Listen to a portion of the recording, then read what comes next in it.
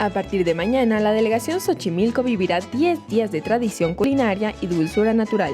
Y es que del 15 al 24 de julio, la 36 Feria del Dulce Cristalizado abrirá sus puertas a las familias capitalinas, ofreciendo una variedad de más de 50 tipos de este producto elaborado en un proceso artesanal de más de 5 días y cuyo ingrediente base son frutas o verduras naturales.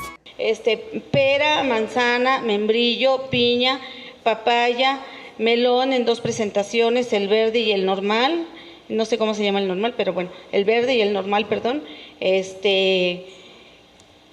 guanábana, tejocote, plátano, kiwi, durazno, zanahoria, nopal, chayote, chile relleno.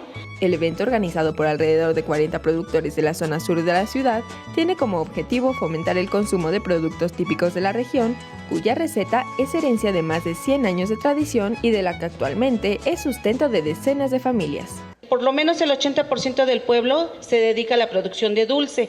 Ahorita para la feria somos 40 gentes que participamos ahí directamente, pero de esto pues necesitamos apoyo, ayuda, pues porque la elaboración del dulce es fuerte. La Feria del Dulce Cristalizado se llevará a cabo en la Plaza Cívica Lázaro Cárdenas, ubicada en el pueblo de Santa Cruz, Acalpixca, en un horario de 9 a 20 horas.